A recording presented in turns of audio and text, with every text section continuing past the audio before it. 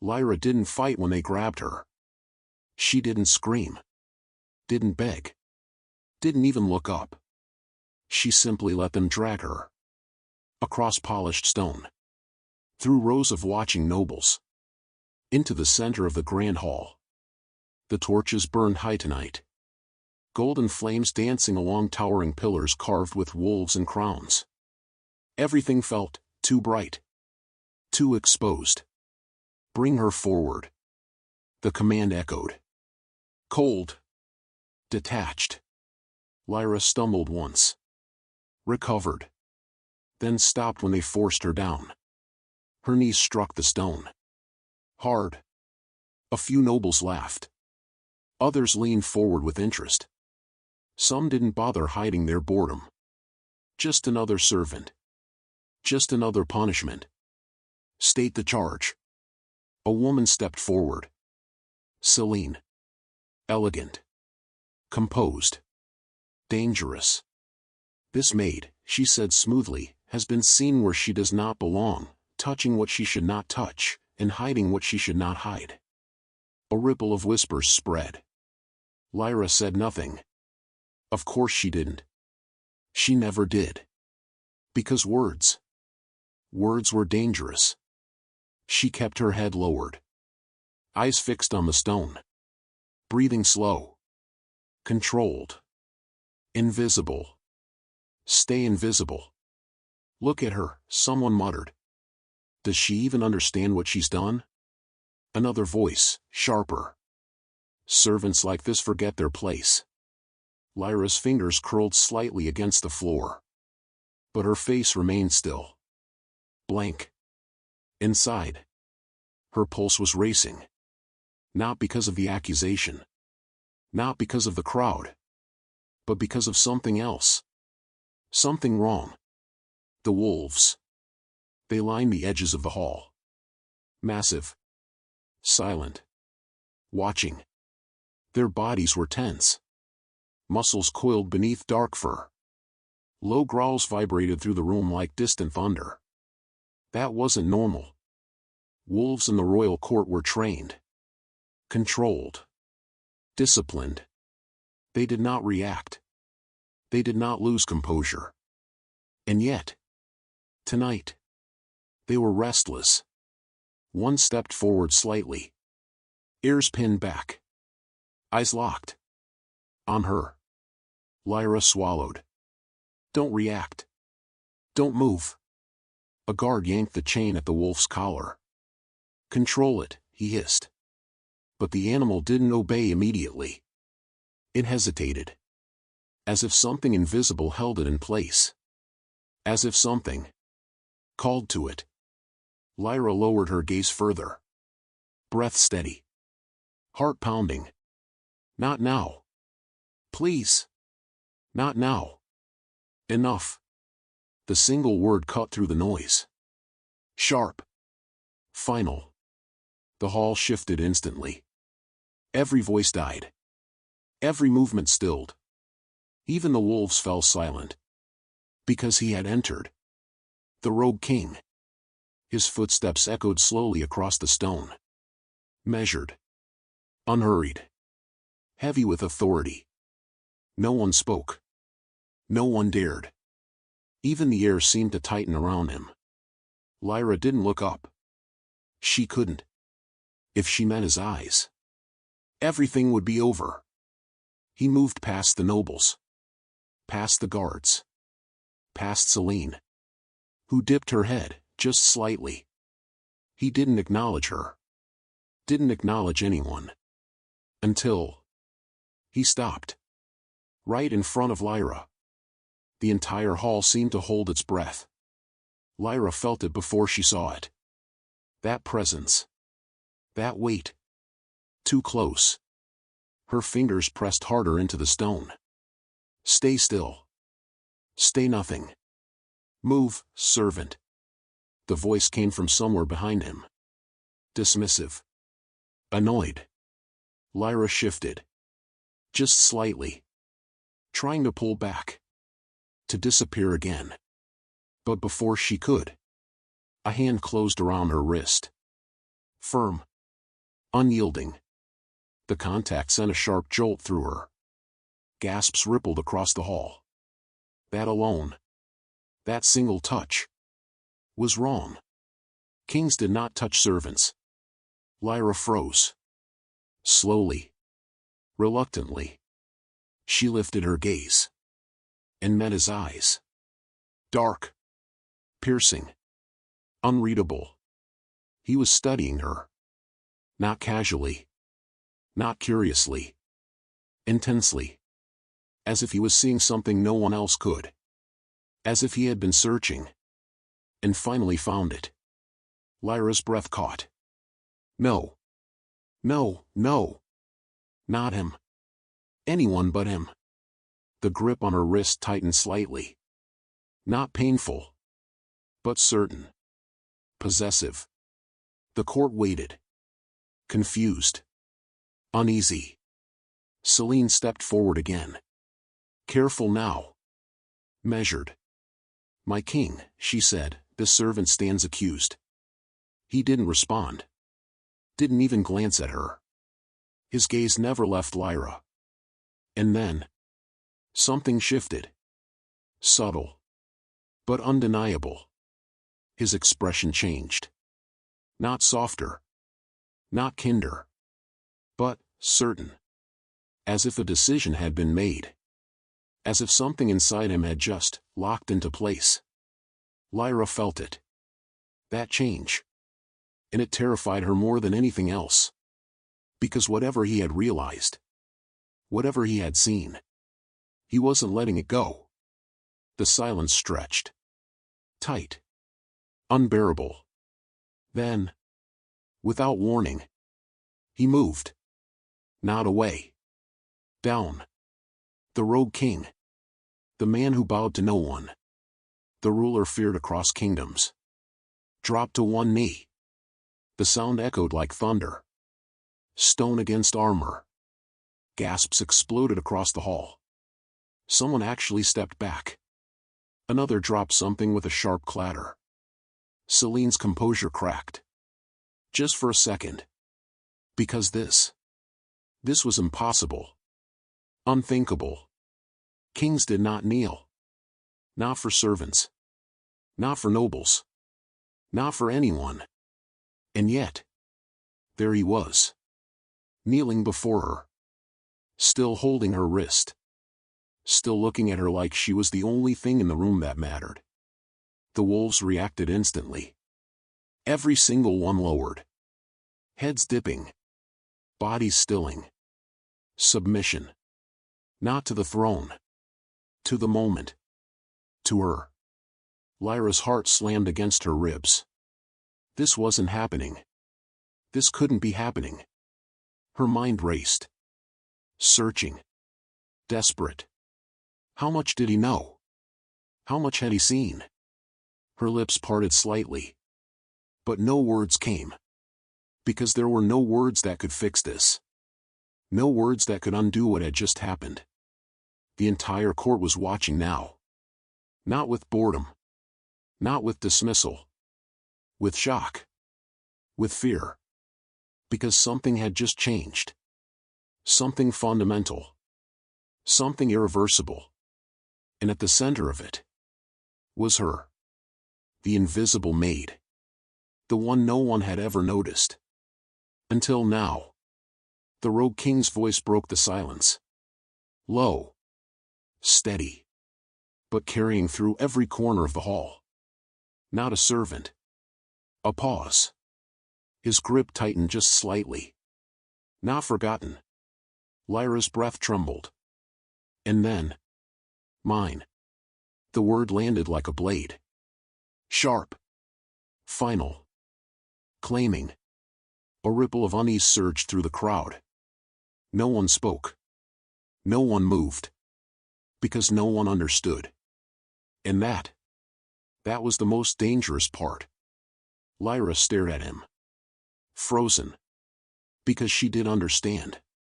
At least. Enough to know one thing. This wasn't protection. This wasn't mercy. This was something deeper. Something older. Something she had spent her entire life trying to escape. And now, it had found her. Right here. In front of everyone. She swallowed. Hard. Because there was only one question left. One question that now echoed through the entire hall. Through every whisper. Every stare. Every heartbeat. Why? Would the most feared king in the world kneel to a maid? No one remembered when Lyra first entered the palace. Not the guards. Not the nobles. Not even the other servants who passed her every morning in the lower halls. She had simply appeared one winter season in a plain gray maid's dress, with her hair pinned back, her eyes lowered, and her voice so quiet most people stopped expecting her to use it. And that was exactly how Lyra wanted it. Invisible. Useful. Forgettable. Those were the rules that kept her alive. By dawn, she was already awake. Before the bells rang. Before the kitchens filled with smoke and shouting. Before the nobles opened their silk curtains and complained about the cold. Lyra was on her knees in the east corridor, scrubbing dried mud from the black stone floor. The water in her bucket had gone cold an hour ago. Her fingers were red. Her back ached. But she did not slow down. She never did. Because servants who worked well were ignored. And servants who were ignored survived. Still scrubbing the same spot? A voice cut through the corridor. Lyra kept her head down. 3 maids approached, their shoes clicking lightly over the stone. Mira, the tallest one, carried a basket of folded linens against her hip. Her mouth curled as she looked down at Lyra. You'd think after all this time, she'd have learned to move faster. The others laughed softly. Lyra dipped the cloth into the bucket. Twisted it. Pressed it back to the floor. She said nothing. Mira stepped closer. The edge of her shoe touched the wet stone Lyra had just cleaned. Then dragged through it. A long, dirty mark streaked across the floor. There, Mira said. Now you have a reason to keep working. Another laugh. Small. Cruel. Ordinary. Lyra's hand stilled for only a breath. Then she reached forward and began cleaning the mark. No anger. No protest. No tears. That bothered them more than anything. Do you even feel insulted? One maid asked. Lyra didn't answer. Mira leaned down, voice dropping. Or are you too empty for that? Still nothing. Lyra kept scrubbing. Her silence was not weakness. It was discipline. Every word invited attention. Every reaction revealed something. And Lyra had spent too many years learning how to disappear. Mira scoffed and straightened. Come on. Leave her. The king returns today. We have real work. The others moved on. Their voices faded down the corridor. Only when they were gone did Lyra release the breath trapped in her chest. Slowly. Carefully. She lifted one hand to the high collar of her dress. It had slipped slightly while she worked. Not enough to reveal anything. But enough to make her heart quicken. She pulled it higher. Tighter. Covering the left side of her neck. Always the neck. Always the same place. No one could see what rested beneath the fabric. No one could ask questions. No one could remember. That was the first rule. The second was simpler. Stay away from the wolves. And the third, the most important, stay away from the rogue king. By mid-morning, the palace had changed. It always did when Ronan returned. The servants moved faster. The guards stood straighter. Even the nobles lowered their voices, as if sound itself might offend him. The rogue king did not live like other rulers. He did not need ceremony to prove power. He carried it with him. In silence. In fear. In the way men looked away before he entered a room. Lyra heard the rumors in fragments while carrying trays through the lower hall. He broke the northern rebellion before sunset. They say the enemy Alpha begged before the end. No one begs Ronan twice. And the wolves? With him. Always with him. At that, Lyra's hands tightened around the tray. Only for a moment. Then she loosened them. The silver cups did not rattle. That mattered. A maid could be nervous. A maid could be tired. But a maid who reacted to the word wolves. That would be noticed. The palace wolves were brought in before the king himself. 4 of them. Massive. Dark-furred. Quiet in a way that felt more dangerous than growling. They padded through the main corridor beside armored handlers, their golden eyes sweeping over servants and guards as if judging every heartbeat in the palace. People stepped aside. No one needed to be told. Lyra had been crossing the corridor with fresh linens when she saw them. She stopped. Not abruptly. Not enough to draw attention. Just enough to let them pass. Her head lowered. Her body angled away.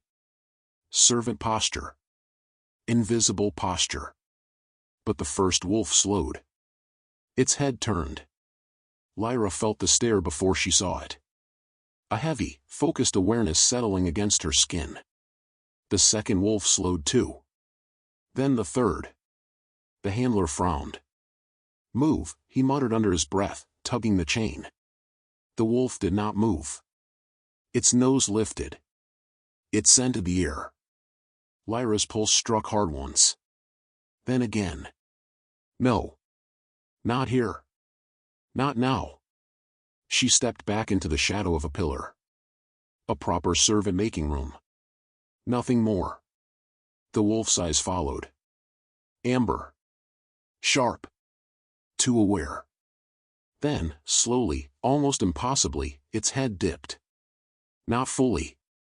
Not enough for the handler to understand. But enough. Lyra saw it. And from the sudden stillness of the other wolves. They saw it too. Stubborn beast, the handler snapped, yanking harder. The wolf blinked. Then continued forward. The others followed. No one in the corridor spoke. Most had not noticed.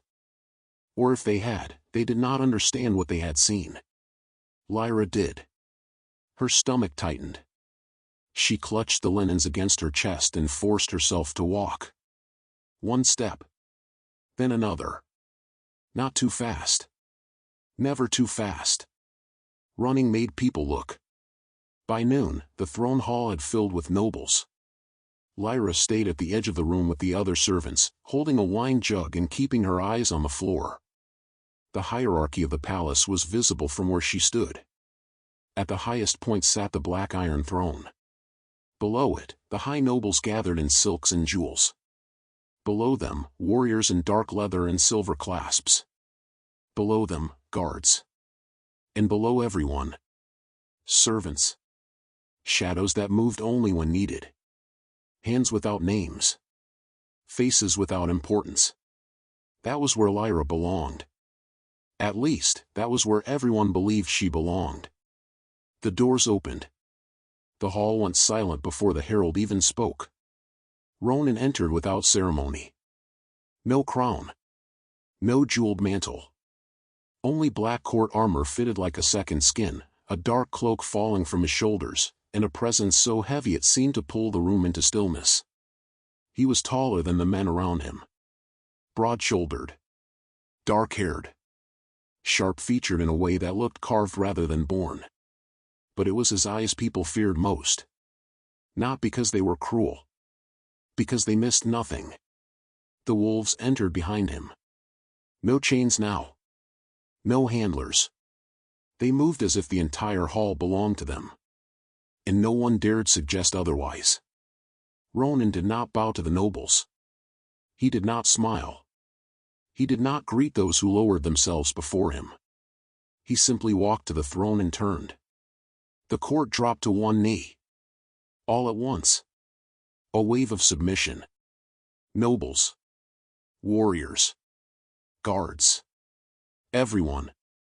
Lyra lowered herself with the servants at the edge of the hall, careful to keep her face hidden. Her heart beat slowly. Deliberately. Control yourself. Be nothing. Rise, Ronan said. One word. The entire court obeyed. Lyra rose with them. She lifted the wine jug and moved when signaled, stepping between gathered nobles to refill cups. No one looked at her. That was good. That was safe. She passed one lord. Then another. A woman in crimson dismissed her with 2 fingers before Lyra had finished pouring. Lyra retreated immediately. Obedient. Silent. Invisible. Then she felt it. A pause in the room. Not silence. Not sound. A shift. The kind prey felt before seeing the predator. Lyra's fingers tightened around the jug. She didn't look up. But she knew. Ronan was watching her. It lasted only a moment. 1 breath. Maybe 2. Then a noble began speaking about border disputes, and the court's attention returned to politics. Lyra moved away. Slowly. Carefully. But as she passed the bottom step of the dais, one of the wolves lifted its head. Its gaze fixed on her. Another followed. Then another. Ronan's voice stopped mid-sentence. The hall did not notice at first. But Lyra did. She kept walking. Her face lowered. Her pulse steady only because she forced it to be. The wolf closest to the throne took 1 step down. Ronan's hand lifted slightly. The wolf stopped. Lyra disappeared behind a line of servants near the wall. Only then did Ronan continue speaking. As if nothing had happened. As if he had not paused. As if his wolves had not reacted to a maid no one else remembered. But Celine noticed. From beside the second pillar, dressed in deep green silk, she watched the court the way a spider watched movement in a web. She was not the most powerful woman in the palace. Not officially. But she had survived longer than women with higher titles. That made her dangerous. Her gaze shifted from the wolves. To Ronan. Then to Lyra. For the first time that day, someone looked at the maid and did not look away. Lyra felt that too. A different kind of stare. Sharper. Colder. Human. She kept her head low and moved toward the servant passage. Almost there. Just a few more steps. Then she would be out of the hall. Out of sight. Safe again. A cup slipped from a noble's hand. Wine spilled across the floor. Servant. Lyra stopped. The voice belonged to Lord Vale, an old court favorite with rings on every finger and contempt in every breath. He pointed at the red stains spreading across the stone. Clean it. Lyra lowered her head. Yes, my lord. Her voice was barely above a whisper. Too soft for most to hear. But not for the wolves. Their ears twitched. Ronan's eyes shifted again. Lyra knelt and cleaned the wine. The scent rose sharp and sweet. Too much like blood under torchlight. For 1 terrible second, memory flashed behind her eyes. A hall. Screams. A hand over her mouth. Someone whispering, do not speak, do not shine, do not let them know what you are. Her fingers faltered. Only for a second. But a second was enough. The wolf nearest the dais growled. Low. Deep. The sound moved through the room like a warning. Lord Vale stiffened. What is wrong with that beast? No one answered. Lyra pressed the cloth harder against the floor and kept cleaning. Do not look at it. Do not comment. Do not react. The growl deepened. The wolf's eyes stayed fixed on her bowed head. Ronan turned slightly. Not toward the wolf. Toward Lyra. That was worse. Much worse. Leave it, he said. Lyra froze. The whole court looked toward the throne. Ronan's expression did not change. I said leave it. Lord Vale's mouth tightened. My king, the servant has not finished. She has.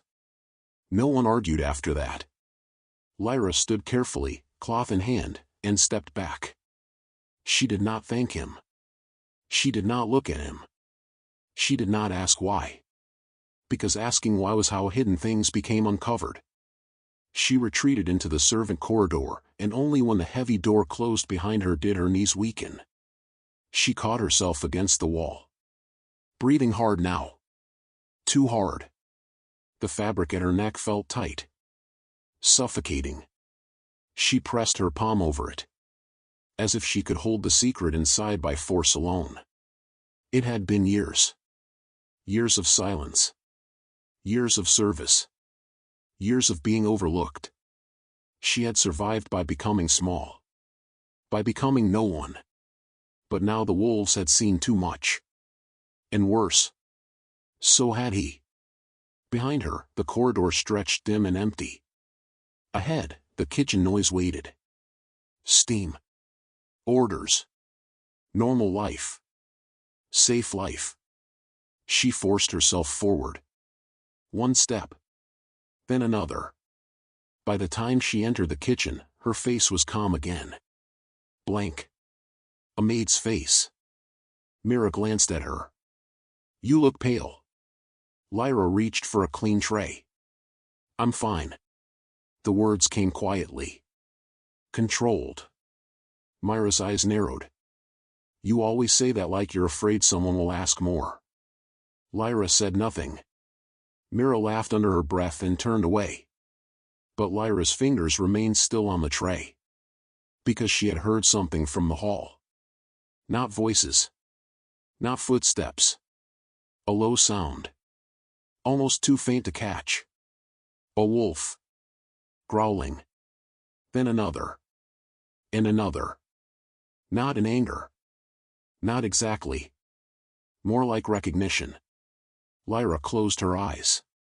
Just for a heartbeat. The palace was no longer ignoring her. The wolves were no longer ignoring her. And somewhere beyond the kitchen walls, on a throne carved in iron and fear, the rogue king had paused for a maid. Only once. Only briefly. But once was enough. Because if she was truly just a servant, why did his wolves react to her like royalty? And why? After a lifetime of kneeling to no one, had Ronan looked at her like he had found something he was never meant to lose? The change did not happen all at once. It crept in. Quiet. Subtle. Like a shift in the air no one could explain, but everyone could feel. At first, it was only the wolves. Lyra noticed it before anyone else. She always did. Because she was the one trying not to be noticed. She moved through the lower corridors with a tray balanced carefully in her hands. Eyes down. Steps measured. Breath controlled. The first wolf was stationed near the western archway. Massive. Still. Its handler stood beside it, half bored, half alert. Lyra approached. Slowly. Not toward it. Never toward it. Just past. Just another servant moving where she was told. But the wolf moved. Not much. Just enough. Its head turned. Ears shifting. Nose lifting. Scenting. Lyra's grip tightened on the tray. Don't react. Don't look. Don't exist. The wolf's eyes fixed on her. Amber. Sharp. Too aware. A low sound vibrated in its chest. Not a growl. Not yet. Something closer to recognition. The handler frowned. Easy. He tugged the chain lightly. The wolf didn't obey immediately. Lyra passed. One step. Then another. The sound followed her. That low, unsettled rumble. Then, just as she moved beyond it, the wolf dipped its head. Only slightly. Only for a heartbeat. But it was enough. Lyra felt it like a strike to the chest. No. No, no. Watch it, the handler snapped, yanking the chain harder. The wolf snapped its head back up.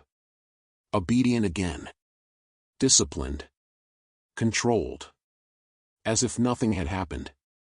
Lyra didn't turn back. She couldn't. If she looked. If she acknowledged it.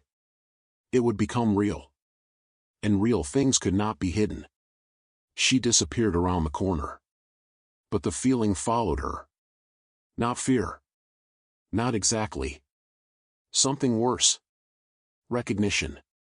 By midday, it wasn't just one wolf. It was all of them.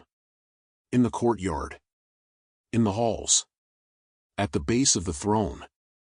They reacted. Every time she passed. A pause. A shift. A stillness that shouldn't exist in creatures trained for war. The guards began to notice. At first, they dismissed it. Strange mood today. Must smell something. Hungry, maybe. But patterns did not lie. One guard leaned against a pillar, watching as Lyra crossed the courtyard with a bucket of water. A wolf stood nearby. Restless. Pacing. Then, Lyra stepped within reach. The wolf stopped. Completely. Its body stilled. Its breathing slowed. It lowered its head. The guard straightened. What? The wolf remained like that. Not submissive. Not exactly. But not aggressive either. Something in between. Something ancient. Lyra kept walking. Head down. As if nothing had happened. The guard's eyes narrowed. He followed her with his gaze. Not the wolf. Her. That was the moment things began to shift.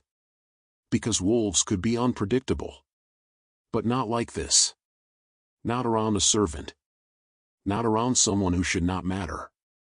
Not around someone who was supposed to be invisible.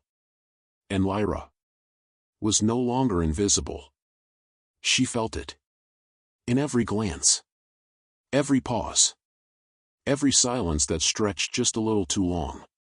And somewhere above. Watching from where power sat unquestioned. Celine saw it too. She did not move immediately. She did not speak. She simply observed. From the second tier of the courtyard, her gaze followed Lyra's every step. Not with curiosity. With calculation. Celine had survived this court by understanding patterns. By noticing what others ignored.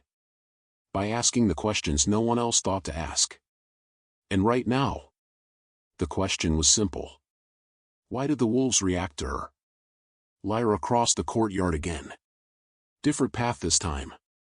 Different angle. Same result. Pause. Stillness. Attention. Celine's lips curved slightly. Not amusement. Recognition. There was something here. Something hidden. Something valuable. And in a court like this, anything hidden was either a weapon or a threat. Bring that one to the inner yard, Celine said quietly to a passing guard. The man hesitated. The maid? Celine didn't look at him. Do I need to repeat myself? No, my lady. He moved immediately. Lyra didn't see him approach. Not until his hand closed around her arm. Come. She stiffened. Only slightly. Where? Her voice was soft. Careful. Orders. That was all the explanation she was given. That was all she needed. Lyra didn't resist. Resistance drew attention. And attention was death. The inner courtyard was quieter. More enclosed. Stone walls rising high on all sides. Fewer nobles. More guards. And in the center, a wolf. It was larger than the others. Darker. Its fur matted with blood. Its breathing was ragged. Its eyes wild. Chains bound its neck. 2 guards held them. Straining. The creature snarled. Snapped. Fought against restraint with violent, Unpredictable force.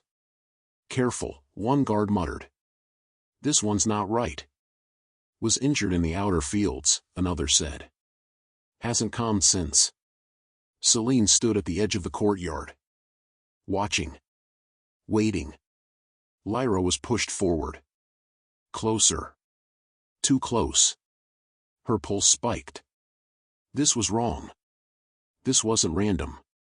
Celine stepped forward at last. Graceful. Controlled. Let's see, she said softly, if the rumors are true. Lyra's stomach dropped. Rumors. So it had already spread. She kept her face blank. I don't understand. You don't need to. Celine cut her off.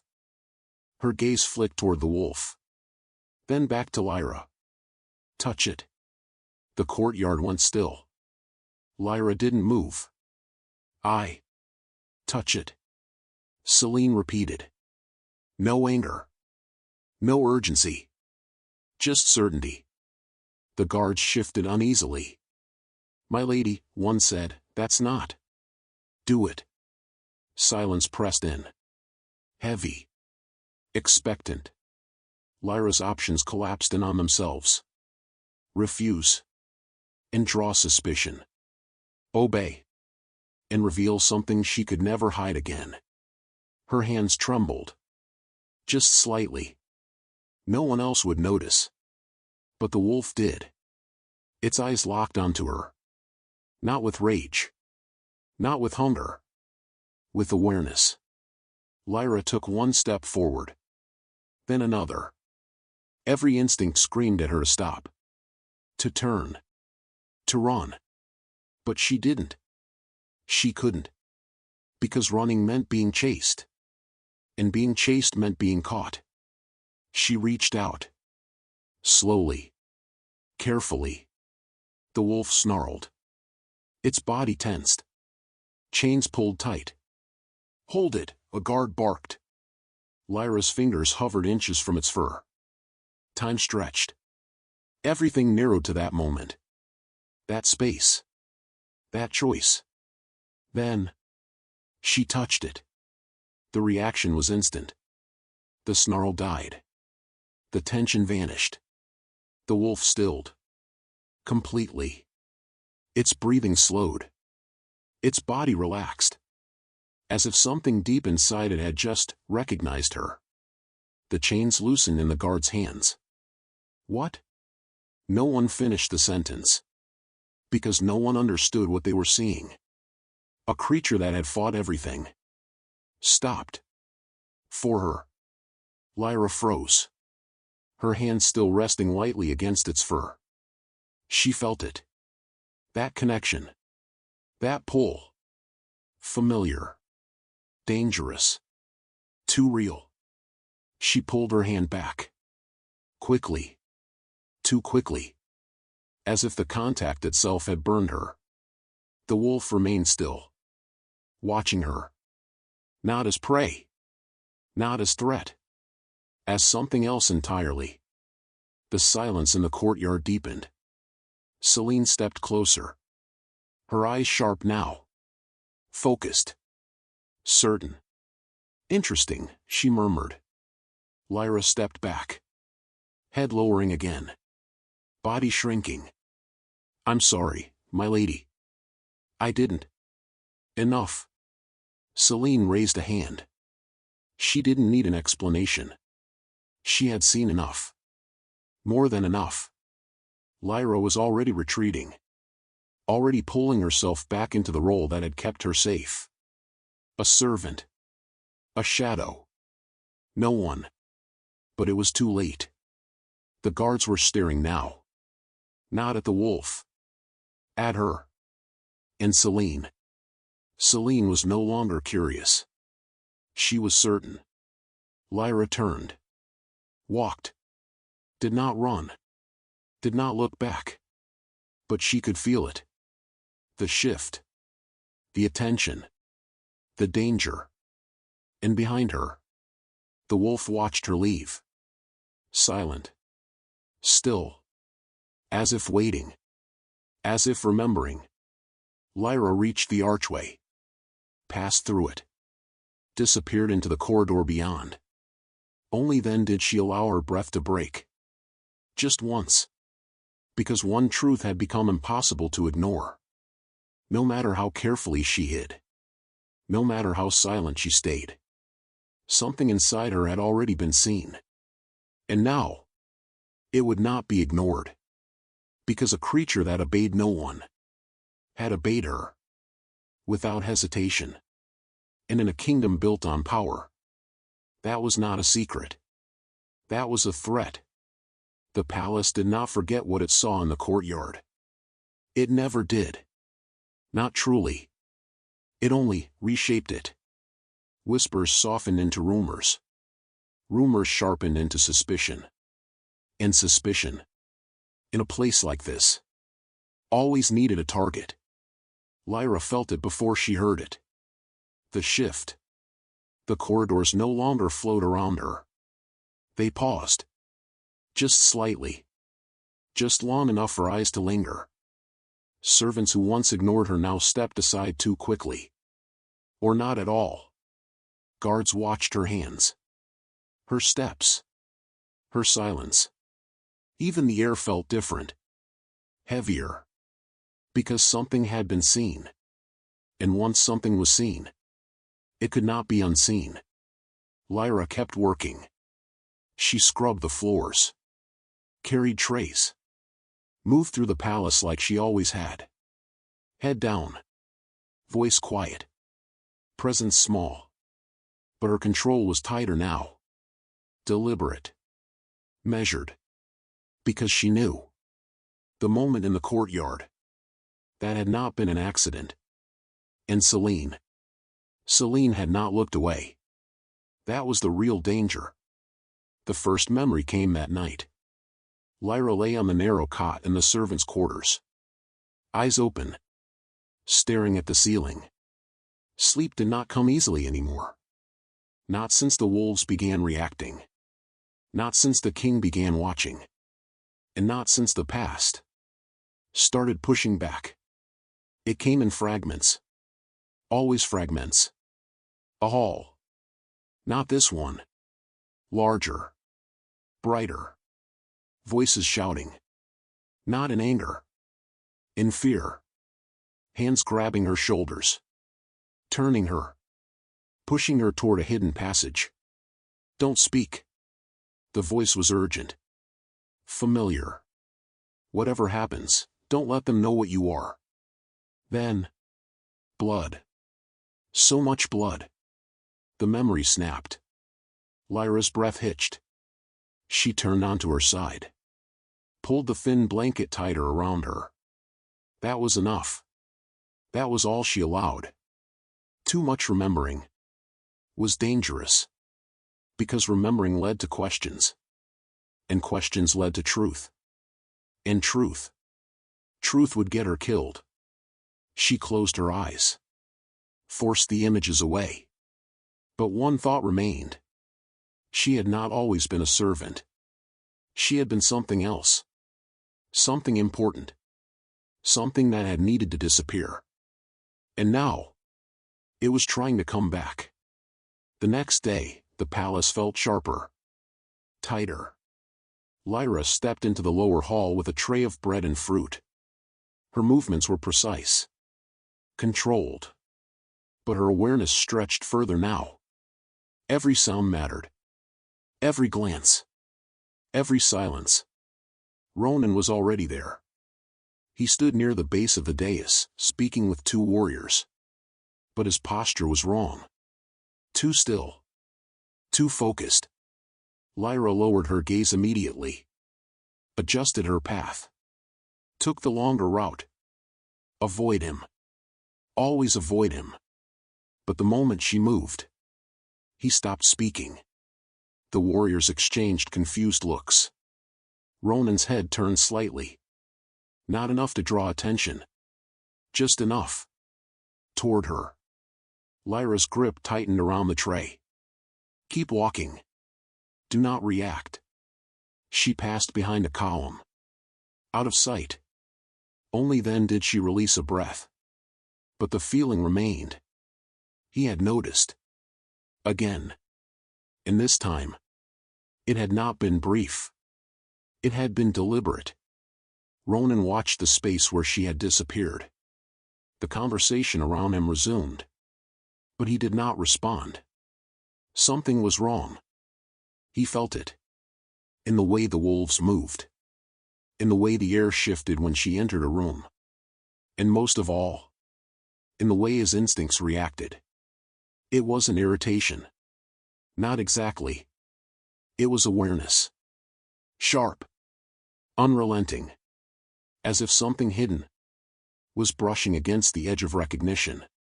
One of the warriors spoke again. "My king?" Ronan blinked.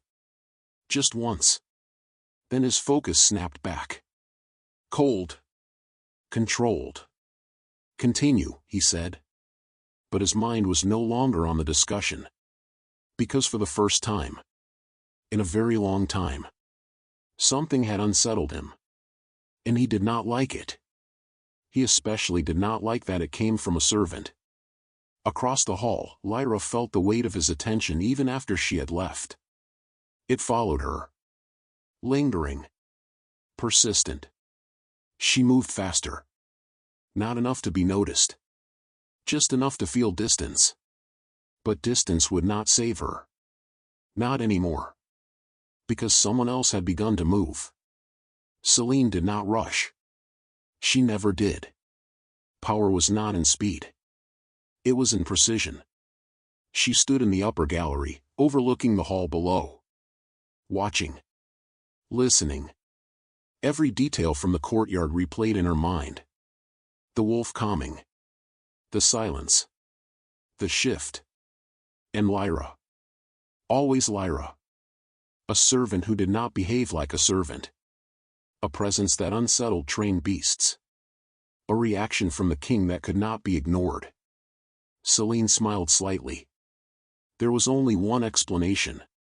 Lyra was hiding something. And hidden things were meant to be uncovered. The opportunity came sooner than expected.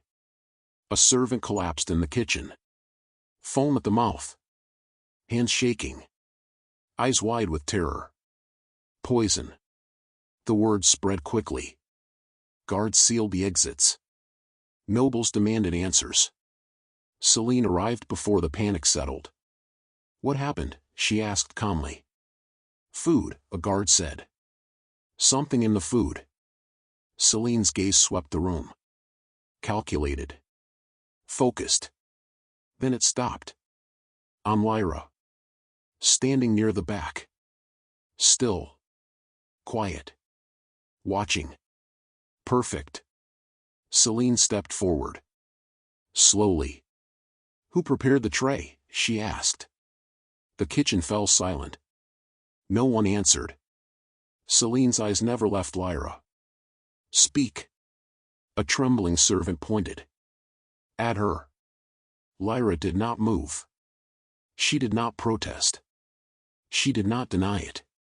Because denial required attention.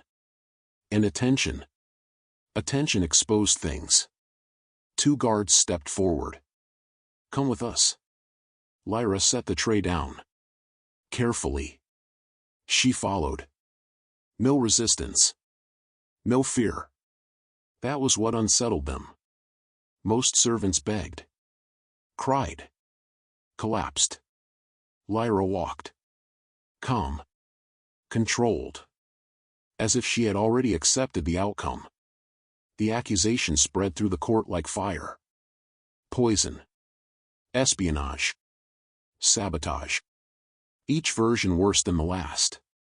By the time they dragged her into the hall, the story had grown teeth. Nobles gathered quickly. Hungry for spectacle.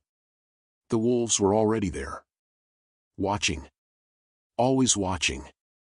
Lyra was pushed forward. The same stone. The same place. Her knees hit the ground. Hard. The court closed in around her. Celine stepped forward. Composed. Unshaken. "This servant," she said, "has been found responsible for poisoning within the palace." Murmurs spread. Anger. Disgust. "Execute her." The word came quickly. Easily. Too easily. Lyra lowered her gaze. She did not speak. She did not defend herself. She did not even look afraid. That was the strangest part. Because she knew. She had always known. This moment would come. Not like this. Not with poison. But exposure. Exposure had always been inevitable. Her fingers curled slightly against the stone. Not in panic. In preparation. Because running was no longer an option. And hiding. Hiding had already failed. Across the hall. Ronan stood. Still. Silent. Watching. His wolves shifted. Restless. The court waited for his judgment. But Lyra did not look at him. She did not seek help. Did not expect it. Because she understood something the others did not. This was not about guilt. This was about discovery. And once discovery began, it did not stop. The silence stretched. Heavy. Uncertain. Then, a single thought moved through the room. Unspoken. But shared. Why isn't she fighting? Why isn't she begging? Why does she look like she expected this? Lyra closed her eyes. Just for a moment. Because the truth was simple. She didn't fight the accusation. Because she had been preparing for it all along. The court filled faster than it should have. That was how Lyra knew this had been prepared. Not discovered. Prepared. Nobles gathered along the upper steps. Warriors stood shoulder to shoulder beneath the banners. Servants crowded near the back, pretending they were not eager to see what would happen. And at the edges of the hall, the wolves waited. They should have been still. Disciplined. Silent. But they were not. Their paws shifted against the black stone. Their heads turned restlessly. Their low growls rolled beneath the murmurs of the court. Something was wrong. Everyone could feel it. No one understood it. Except Lyra. The guards dragged her forward. Her wrists were bound. Her maid dress was stained from the kitchen floor. Her collar had torn during the arrest, but not enough. Not yet. She kept her chin lowered. Not in shame. In control. The first rule remained. Do not look afraid. The second rule remained. Do not react. The third, the one that mattered most, do not reveal what they came to find. On your knees, one guard ordered. Lyra lowered herself before he could force her. A ripple of amusement moved through the nobles. She obeys quickly for a traitor. She knows her place now. Servants always do when death is near. Lyra did not answer. She stared at the stone. At the faint scratches carved into it by years of boots, blades, and blood. This hall had seen many people kneel. Rebels. Criminals. Broken alphas. Defeated kings. But never him. Never Ronan. That was the first law of the court. The rogue king did not kneel. Not to allies. Not to enemies. Not to gods. Everyone knew it. That was what made the silence around him so dangerous. He stood at the foot of the throne steps. Still. Unreadable. One hand resting near the hilt of his sword. His wolves around him, tense and watching. He had said nothing when they brought her in. Nothing when Selene announced the charges. Nothing when the nobles demanded blood. And Lyra told herself that was better. Silence was safer than interest. Indifference was safer than protection. But his eyes had not left her. Not once. Selene stepped into the center of the hall. Her gown was deep green today. The color of ivy wrapped around stone. Beautiful. Careful. Poisonous.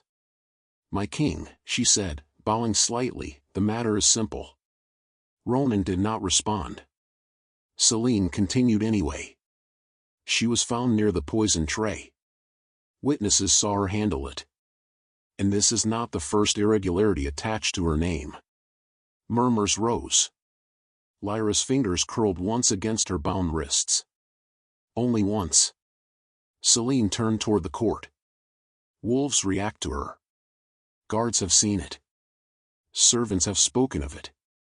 And now poison appears in the very heart of the palace. She paused. Let the fear settle. Let suspicion become certainty. Whatever she is hiding, Selene said softly, it threatens us all. That worked. Fear always did. Execute her, Lord Vale called. Another noble joined him.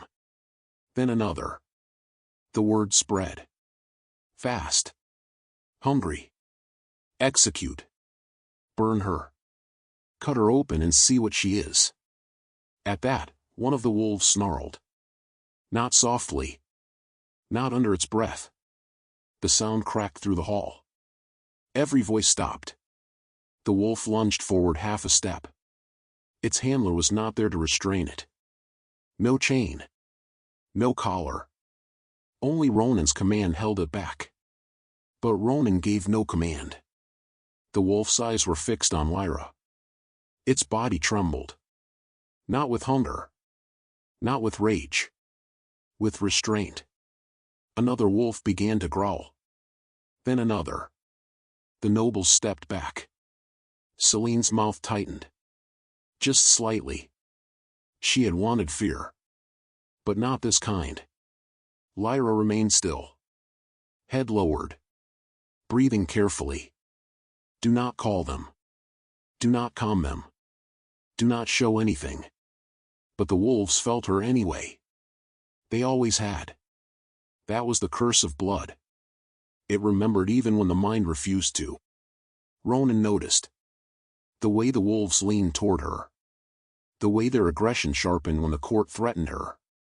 The way Lyra did not look surprised. Only afraid of being understood.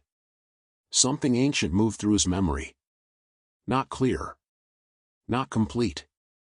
A story told by old wolves in winter. A bloodline older than crowns. A woman before his time whose voice could still a pack without command. A lost house erased for being too powerful to control. His gaze dropped to Lyra's torn collar. To the narrow strip of hidden skin beneath. To the way she kept angling her body to conceal it. Not panic. Training. Not guilt. Survival. She was not acting like a servant facing death. She was acting like someone whose death had always been expected. Ronan's jaw tightened. Selene saw the shift. And moved quickly. My king, she said, sharper now, delay gives danger room to breathe. The court requires judgment. The court repeated it. Judgment. Judgment. Judgment. Lyra closed her eyes. So this was it. Not the kitchens. Not the corridors. Not the small cot where she slept with one hand over her neck. Here. Before wolves. Before nobles. Before the one man she had avoided since the day she entered the palace. The truth would either stay buried. Or tear through everything. A guard stepped forward. Blade drawn. The metal hissed as it left the sheath. The nearest wolf snapped. Another lunged. The court broke into alarmed movement. Ronan lifted one hand. The wolves froze. Not calmed. Frozen. Barely restrained. The hall fell silent again. Then Ronan moved. One step. Then another. Each footfall echoed through the hall. Slow. Deliberate. Final. Selene's eyes widened. My king? He passed her without looking. The nobles shifted aside. No one dared stand in his path. Lyra heard him coming. She felt it in the floor before she saw him. The weight of him. The certainty. Her heart began to pound. No. Stay away. Please stay away. But Ronan stopped before her. For a moment, there was only silence. Only torchlight. Only the low breath of wolves holding back violence. Then he reached down. His hand closed around her wrist. The cord inhaled as one. Lyra's eyes opened. Slowly. His grip was firm. Not cruel. Not gentle. A claim before words. A warning to everyone watching. She looked up. And met his eyes. What she saw there made her breath stop. Not pity. Not suspicion. Recognition. Ronan stared at her as if the final piece of a war he had not known he was fighting had just fallen into place. The wolves lowered their heads. One by one. Not to him. To her. A sound moved through the hall. Shock. Fear. Disbelief. Celine went pale. No, she whispered. Too quiet for most. But Lyra heard it. And Ronan heard everything. He did not release Lyra's wrist. Instead, he lowered himself. Slowly. Deliberately. The rogue king dropped to one knee before the accused maid. The world stopped. No one breathed. A cup slipped from someone's hand and shattered against the stone. Still no one moved. Because it was impossible. This was the man who had made rebel kings crawl. The man who accepted surrender but never offered it. The man who had turned kneeling into something other people did before him. And now, he knelt. Before her. Lyra stared at him. Horrified. Stunned. Trapped between relief and terror. Because his kneeling did not free her. It exposed her. Ronan lifted her bound hands. Carefully. So the whole court could see. Then he turned his head slightly, his voice low enough to feel intimate. Yet strong enough to reach every corner of the hall. She is not a servant. The words struck harder than a blade. A murmur surged. Ronan's gaze swept the court. Cold. Warning. She is not expendable. The wolves lowered further. Bodies pressed close to the stone. Submitting. Waiting. Lyra's throat tightened. The torn collar shifted. A narrow mark along her neck became visible beneath the torchlight. Not bright. Not decorative. A scar shaped like a broken crescent. Old. Deliberately hidden. Ronan saw it fully now. So did Celine. And with that single glimpse, Celine's certainty turned to fear. Ronan looked back at Lyra. Not above her. Not past her. At her. His voice changed then. Deeper. Certain in a way that made the hall feel smaller. She is bound to the blood before the throne. Silence. Then. She stands equal beneath my claim. The court erupted. Nobles shouted. Guards exchanged looks. Servants recoiled. Celine stepped forward, composure cracking. My king, this is madness. She is a maid. A nameless girl. A criminal. Ronan's eyes cut to her. The wolves growled. Celine stopped.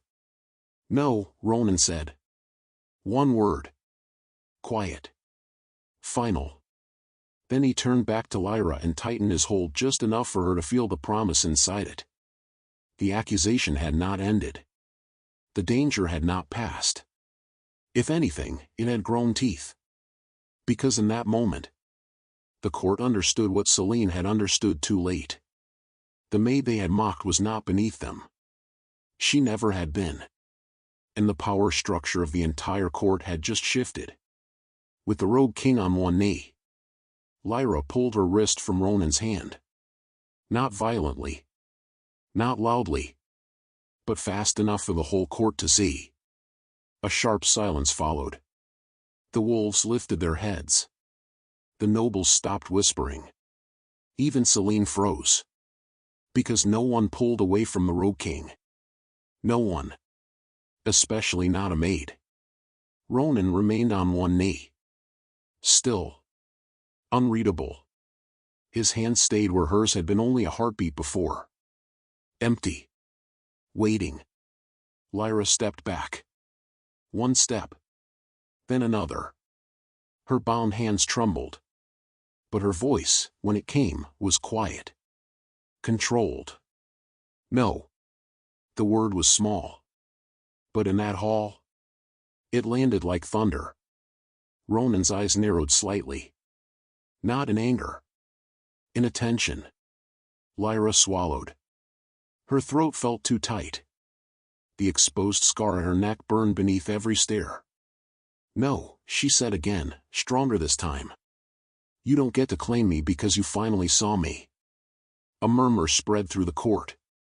Someone gasped. Someone else whispered a prayer. Celine's shock faded into something sharper. Opportunity. Lyra saw it. But she couldn't stop now. She had spent years silent. Years bending. Years making herself small enough to survive. But being claimed in front of the court, even by him, felt too much like another cage. Ronan rose slowly. The movement made every guard tense. But he did not reach for her. Did not command her. Did not punish her defiance. He simply stood before her. Tall. Dark. Dangerous. And waited. That frightened her more. I know what happens when powerful people say I belong somewhere, Lyra said, her voice shaking despite her effort to control it. They dress it as honor. Duty. Protection. Her gaze moved across the nobles. Across their watching faces. Across Celine's cold smile. Then they locked the door. For the first time, something shifted in Ronan's expression. Not pity. Not guilt. Recognition. Because he understood cages. Not soft ones. Not golden ones. But iron ones made from fear, expectation, and blood. Still, he said nothing. Celine stepped forward. Perfect. Composed. Deadly. You see, she said, voice smooth as silk over steel. Even she rejects this madness. The nobles turned toward her. Eager. Uncertain.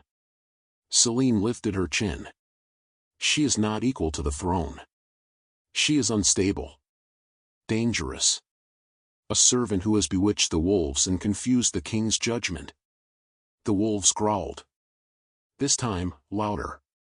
Celine did not flinch. She wanted the reaction. She proves my point, she continued. Look at them. Look at what happens when she breathes. The beasts respond. The court trembles. And now she refuses royal protection. Her eyes locked onto Lyra.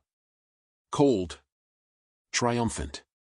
Then let the truth be exposed. Before anyone could stop her, Celine drew a thin silver blade from beneath her sleeve.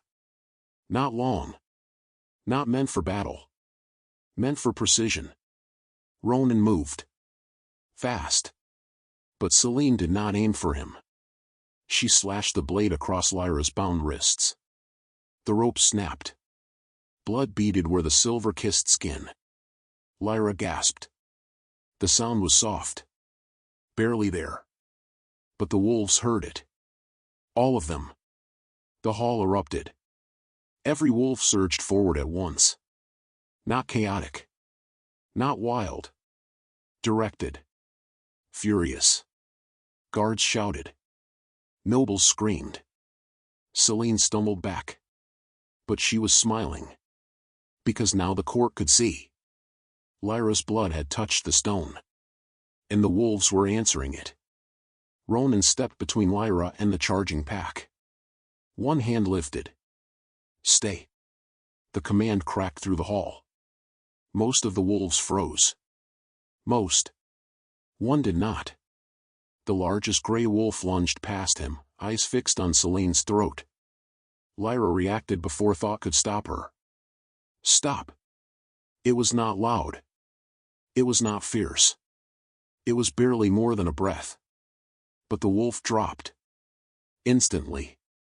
Its body hit the stone, not in pain. In obedience. The entire court went silent. Celine's smile vanished.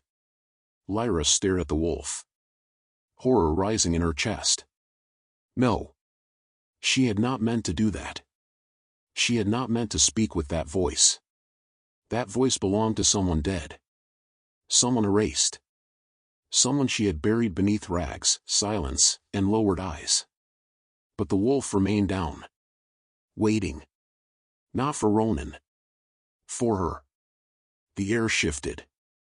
Torch flames bent inward. Banners stirred though no wind entered the hall. The wolves lowered their heads again, deeper this time, bodies pressed to the floor. And beneath Lyra's feet, the black stone trembled. A noble whispered, "Blood command."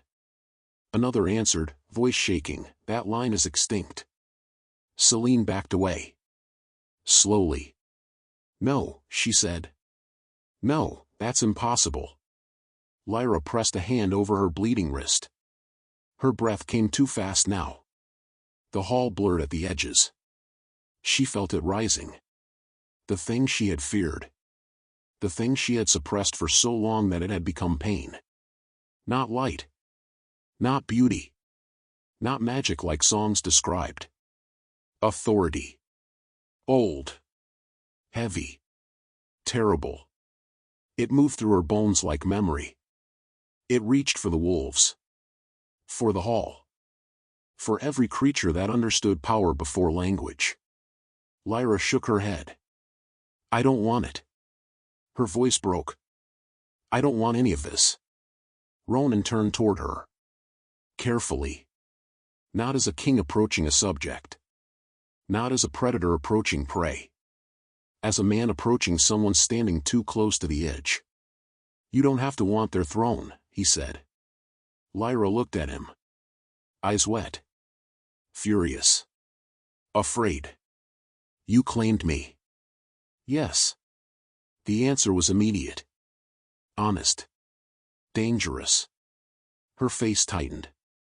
"Then you're no different from them." The words struck harder than any blade. The wolves stirred. The court watched. Celine waited for Ronan's rage.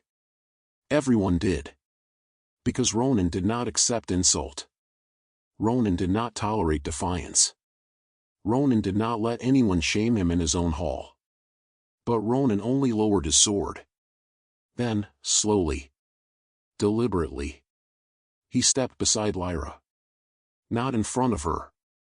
Not behind her. Beside her. The court noticed. So did Lyra. His voice remained low. But every word carried. "I claimed what they tried to erase." He looked at Celine. Then the nobles. Then the trembling guards. "But I do not command what she chooses to become." Lyra's breath caught. For one fragile second, the power inside her stopped rising. Not gone. Waiting. Ronan glanced at her bleeding wrist. His jaw tightened. But he did not touch her without permission. That mattered. More than she wanted it to. Celine saw the moment soften. And struck at it. "Touching," she said coldly. "But dangerous blood is still dangerous blood." She turned to the nobles. "Will you wait until she commands the wolves to tear your children apart? Until your king cannot think without her presence? Until this court belongs to a maid with cursed ancestry?" Fear moved through them. Fast. Poisonous. Several guards lifted their weapons. Not fully. But enough. Lyra saw them. Saw the fear. Saw how quickly all became hatred. It was happening again. The same pattern. The same ending. A powerful bloodline named Dangerous. A girl hidden to survive. A court choosing death over uncertainty. Her hands shook. She could still step back. Still deny it. Still become small again. Maybe if she lowered her head. Maybe if she begged. Maybe if she said Ronan was wrong, they would let her live. But the gray wolf was still at her feet. Waiting. Not for orders. For truth. And Ronan stood beside her. Silent. No command. No demand. Only presence. That was worse than pressure. It was choice. Lyra looked down at her own blood on the stone. Then at the wolves. Then at Selene. Selene smiled faintly, sensing hesitation. There she is, she whispered. The frightened little maid. Something inside Lyra went still. Not calm. Not gentle. Still. The kind of stillness before a storm breaks. She lifted her head. Fully. For the first time in years. The court saw her face. Not lowered. Not hidden. Not apologizing. The scar at her neck showed clearly now. A broken crescent cut into skin long ago by people who had tried to make her disappear. Lyra inhaled. Slowly. And the wolves inhaled with her. Every one of them. The hall fell into a silence so deep it felt sacred. Selene's expression faltered. Lyra looked at the gray wolf. Rise. It rose. No hesitation. No chain. No handler. Then she looked at the others. The wolves rose too. One by one. Silent. Controlled. No longer restless. No longer confused. The authority inside Lyra settled. Not exploding. Not destroying. Settling. As if it had only been waiting for her to stop running from it. The nobles stepped back. Selene lifted the silver blade again. A desperate mistake. Ronan moved to stop her. But Lyra raised one hand. He stopped. Not because she commanded him. Because he chose to trust her. Selene lunged. The wolves did not move. The guards did not move. Ronan did not move. Lyra did. She caught Selene's wrist before the blade touched her. The motion was fast. Too fast for a maid. Too controlled for someone afraid. Selene stared at her. Close now. Close enough to see the fear she had caused finally returned. Lyra's voice was quiet. Almost sad. I hid because people like you taught me power was something to fear. Her grip tightened. The blade fell. Clattered against the stone. But I'm not hiding for you anymore. Selene's face twisted. Rage. Humiliation. Defeat. Ronan's wolves surrounded them. Not attacking. Waiting for Lyra's decision. That was when the court understood. This was not Ronan's mercy. Not Ronan's madness. Not Ronan being bewitched by a servant. This was Lyra's authority. And it was real. Ronan stepped closer. Still beside her. Still not above her. What do you choose? He asked. The question passed through the hall like a blade drawn slowly from its sheath. Not what do you obey. Not what do you accept. What do you choose? Lyra looked at him. At the man who had knelt. At the king who had claimed her before the court. Then stood aside when her own power rose. She still did not trust him completely. How could she? Trust was not born in one moment. Not after years of hiding. But she believed one thing now.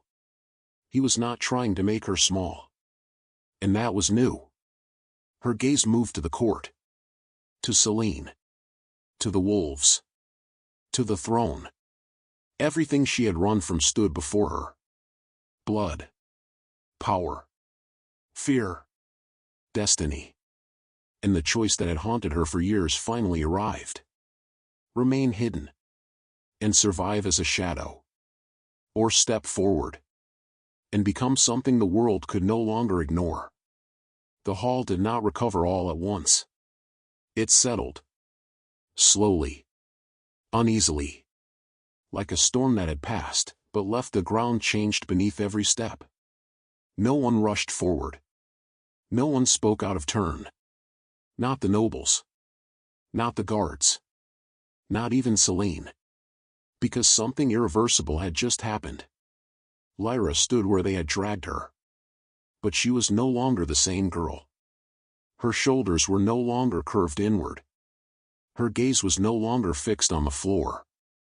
Her silence was no longer submission. It was choice. The wolves were the first to understand.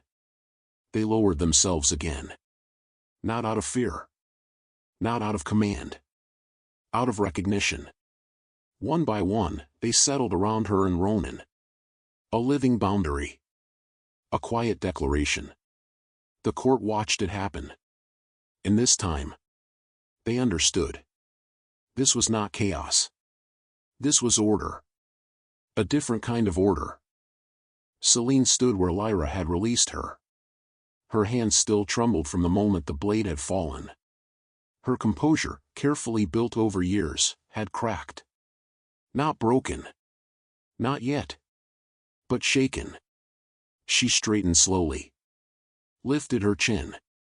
"My king," she said, voice steady by force alone, "the court still requires clarity." No one echoed her. That alone told her how much had changed. Ronan did not answer immediately. He stepped forward. Not toward the throne. Toward Lyra. He stopped at her side. Close. But not imposing. That mattered. Everything now depended on what he did next. What he chose to say. Because the court was waiting. Not for power. For definition. Ronan turned. His gaze swept the room. Slow. Measured.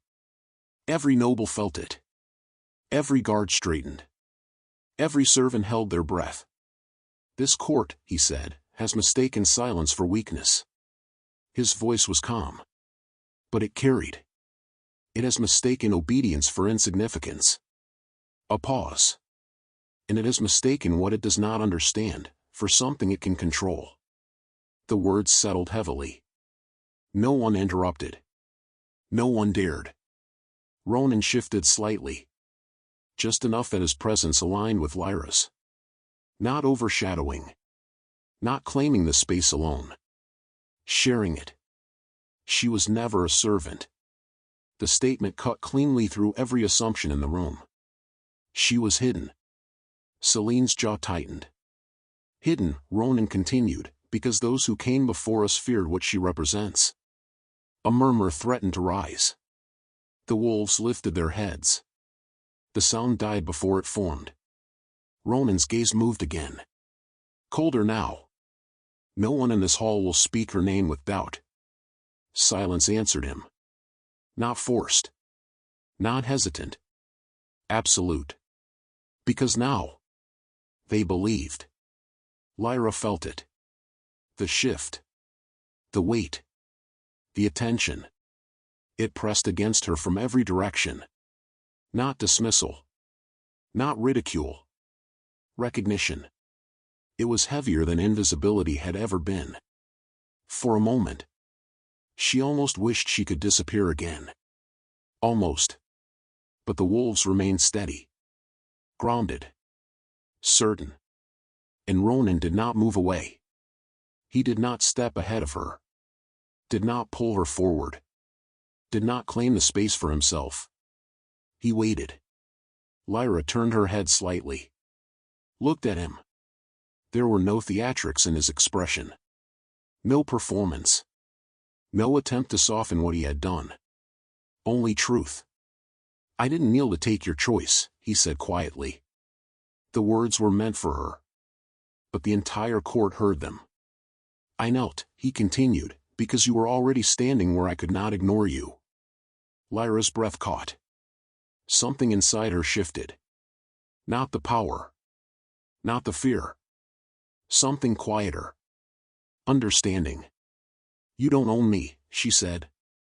The words were steady now. Clear. Ronan nodded once. "I don't."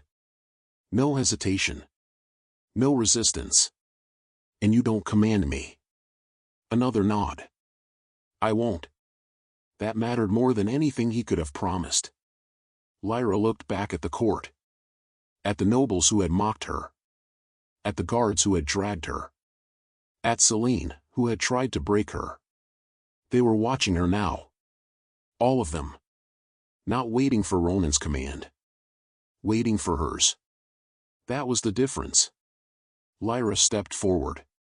Just one step. No one stopped her. No one spoke. She turned slightly. Facing the throne. Then she stopped. Not at the base. Not below it. Beside it. The space no one occupied unless they were meant to share power. The space no servant would ever approach. The space no noble would dare claim without blood. Lyra stood there.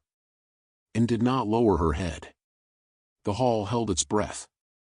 Ronan moved. Not ahead. Not behind. Beside her. The distance between them was small. But deliberate. Equal. The wolves settled fully now. Their bodies lowering against the stone in calm, grounded stillness. No tension. No unrest. Aligned. Outside, the wind that had been pressing against the palace walls softened. The torches steadied. The room exhaled. Power had shifted. Not violently. Not chaotically. Precisely. Selene looked at the two of them. At the space Lyra had taken. At the silence that no longer belonged to fear, but to certainty. She said nothing. For now. Because even she understood. This was not a moment she could challenge and survive. Not yet. The court lowered their heads. Not fully. Not in submission to Ronan alone. But in acknowledgement. Of both of them. Lyra felt it. Not as triumph. Not as victory. As weight. The kind that did not lift. Only settled. She drew a slow breath. And for the first time. She did not try to make herself smaller. Because there was no place left to hide. And no reason to. The girl who had scrubbed floors before sunrise. The girl who had learned to survive by being forgotten. Now stood where no one could ignore her. Not beneath the throne. Not behind it. Beside it. And in a kingdom ruled by power. That meant everything had changed. Because the one who hid in plain sight was now the center of a power no one could deny. And whether they feared it or followed it, they would never look at her the same way again.